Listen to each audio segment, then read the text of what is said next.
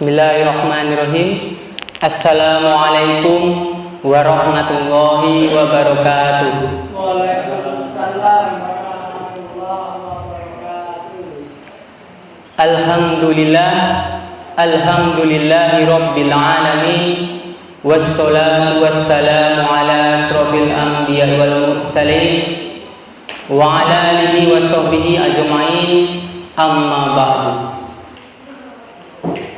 Jamaah sholat isya dan tarawih yang dirahmati Allah, pertama-tama marilah kita panjatkan puji syukur atas kehadiran Allah Subhanahu wa Ta'ala yang telah memberikan kita rahmat, nikmat serta hidayahnya kepada kita semua, sehingga kita dapat berkumpul di sini melaksanakan ibadah sholat isya dan tarawih di Masjid Sholihin.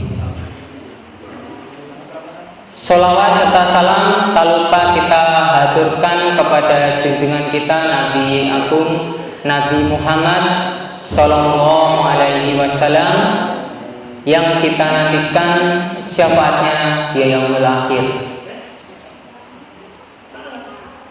Jamaah yang dirahmati Allah, dari Abu Hurairah radhiyallahu anhu, Rasulullah Sallallahu Alaihi Wasallam pernah bersabda, "Idza matal insanu khata'a amaluhu salasa illa min salasa min shadaqatin jariyah wa ilmin yuntafa'u bih wa waladin sholihin yad'ulah." Hadis riwayat Muslim, yang artinya, jika anak Adam telah meninggal, maka amalnya terputus kecuali 3 perkara, yaitu 1, min sodakotin jariyah, sedekah jariah. Yang kedua adalah wa ilmin yuntafa'u bih, ilmu yang bermanfaat. Dan yang ketiga adalah wa waladin sholihin yad'ulah, anak soleh yang berdoa kepada orang tuanya. Jadi Bapak Ibu semua, kita di dunia ini hanyalah mencari amal sebanyak-banyaknya untuk bekal kita di yaumul akhir nanti, di akhirat nanti. Dan ketika kita beramal, itu ada amal yang bisa terputus dan ada yang akan terus mengalir, seperti sholat, zikir, membaca Al-Quran. Itu kita di dunia bisa melaksanakan terus-menerus, dan sampai nanti di akhir hayat kita tidak bisa melaksanakan amal tersebut lagi. Namun di dalam hadis tersebut Rasulullah Shallallahu Alaihi Wasallam menyebutkan bahwa ada amalan yang akan terus mengalir meskipun kita sudah meninggal. Apakah itu? Yaitu 3 tadi: sedekah jariah, ilmu yang bermanfaat, dan anak yang soleh yang berdoa kepada orang tuanya. Yang pertama adalah sedekah jariah. Salah satu contoh sedekah jariah yaitu kita mengoptimalkan apapun yang kita miliki untuk beramal atau menyodaqahkan apa yang kita miliki ke suatu hal-hal yang amalan tersebut bisa dilakukan terus-menerus. Salah satu contohnya yaitu kita menyodaqahkan harta kita untuk membangun masjid, untuk membangun pondok pesantren. Nah, apabila masjid tersebut nanti digunakan untuk beribadah sholat, untuk kajian dan hal agama-agama, untuk keagamaan Islam dan meningkatkan ibadah umat, meskipun kita nanti telah meninggal dan masjid tersebut masih digunakan untuk beribadah, maka amal-amal yang dilaksanakan di masjid itu akan tetap mengalir untuk kita, karena kita telah menyedekahkan harta kita untuk pembangunan masjid tersebut. Tidak hanya itu, kita bisa menyedekahkan hal-hal semampu kita, mungkin bisa menyedekahkan mushaf Al-Quran untuk para hafiz, yang setiap ayatnya akan dibaca oleh para penghafal Al-Quran, dan itu juga akan terus mengalir apabila Al-Quran itu tetap dibaca meskipun kita sudah meninggal. Mungkin ada yang lebih sederhana lagi, yaitu dengan mendukung mendukung para ulama, mendukung para tokoh-tokoh Islam dalam memperjuangkan Islam, dalam berdakwah, seperti dengan membagikan kajian-kajian yang telah kita rekam, salah satunya seperti ini, kemudian kita bagikan ke teman-teman kita, ke sahabat kita, dan apabila teman-teman sahabat kita itu mengamalkan amalan yang kita bagikan melalui video tersebut, kita juga akan mendapatkan pahala jariah. Oleh karena itu, contohnya saya dan Mas Edi dan Ustadz Isa Abu Asma telah membentuk channel YouTube. Nah, Sahabat IAS itu salah satu ikhtiar untuk berdakwah melalui digital, melalui video. Karena apa? Karena kita harus mengikuti zaman.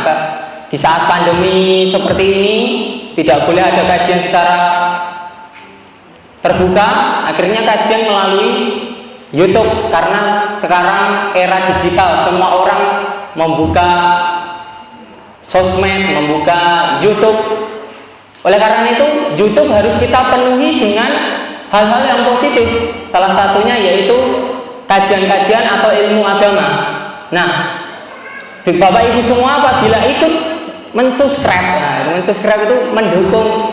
Kenapa kok di grup WA itu kok, Mas, jangan lupa subscribe. Nah, subscribe itu tujuannya agar video-video kajian atau ilmu agama yang dibuat oleh kita itu bisa banyak yang melihat. Karena kalau subscribe-nya sedikit, mengklik subscribe-nya sedikit, itu maka akan kalah dengan hal-hal atau video-video lain yang mungkin itu kurang bermanfaat. Jadi begitu, ya. Nah, itu kalau yang mensubscribe, apabila nanti videonya banyak yang mengamalkan, nanti juga kita akan mendapat pahala jariah. Amin. Untuk yang kedua, ilmu bermanfaat. Ya, jadi kita membagikan ilmu-ilmu yang bermanfaat kepada orang-orang, dan apabila orang tersebut mengamalkan ilmu tersebut, kita akan mendapatkan pahala jariah. Misalnya kita mengajarkan ilmu agama, kita mengajarkan membaca Al-Quran, kita mengajarkan hal-hal yang itu baik bagi kehidupannya, dan itu bisa ia gunakan sebagai bekal untuk hidup, itu akan menjadi amal jariah bagi kita. Bukan ilmu-ilmu yang tidak bermanfaat, misalnya ilmu tenaga dalam, nah itu bukan ilmu yang bermanfaat. Ilmu-ilmu yang negatif-negatif lainnya itu tidak boleh diajarkan. Itu. Terus yang terakhir adalah anak soleh yang mendoakan kedua orang tuanya. Kenapa di sini Rasulullah SAW menyebutkan anak yang soleh, bukan anak yang kaya, bukan anak yang pintar, bukan anak yang punya jabatan? Ini sebagai tolak ukur kita dalam mendidik anak, bahwa yang utama itu adalah menjadi anak yang soleh, bukan anak yang pintar, bukan anak yang punya jabatan. Kalau sudah soleh, jika ia pintar, ia akan menggunakan kepintarannya untuk agama, untuk di jalan Allah. Apabila ia punya jabatan, ia akan menggunakan jabatannya di jalan Allah Subhanahu wa taala. Dan ciri anak yang soleh itu pasti taat kepada agama.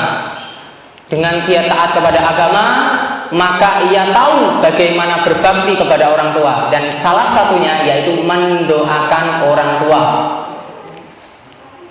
Jadi monggo Bapak Ibu yang masih punya anak kecil, adik-adik semua, mari belajar agama, mari berbakti kepada orang tua. Kita doakan terus orang tua.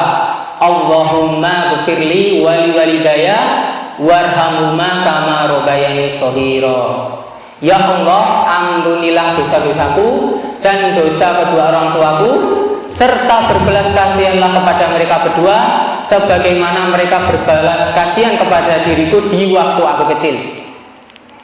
Untuk Bapak Ibu semua yang orang tuanya sudah tiada ada, mungkin itu bisa kita selalu doakan di setiap pada kita sholat fardu, di setiap waktu kita doakan terus, semoga itu menjadi syafaat nanti di alam kubur dan di akhirat nanti. Amin. Itu 3 hal atau 3 perkara yang apabila kita melaksanakannya, itu amalan tersebut tidak akan terputus meskipun kita telah meninggal.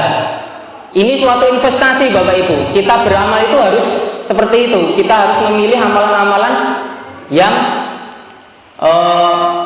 kiranya kita sudah meninggal itu masih bisa kita mendapatkan pahalanya. Tapi juga kita tidak meninggalkan amalan-amalan lain seperti zikir, itu juga sangat penting. Tapi ini ibaratnya investasi akhirat yang sangat luar biasa. Yaitu yang pertama sedekah jariyah, yang kedua ilmu yang bermanfaat, dan yang ketiga anak soleh yang mendoakan kedua orang tuanya.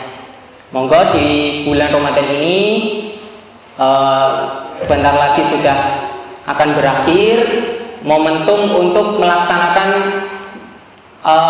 ibadah atau amal-amalan yang dapat meningkatkan iman dan takwa kita, dan salah satunya 3 amalan tersebut yang dapat membawa kita menuju jannah Allah Subhanahu wa taala.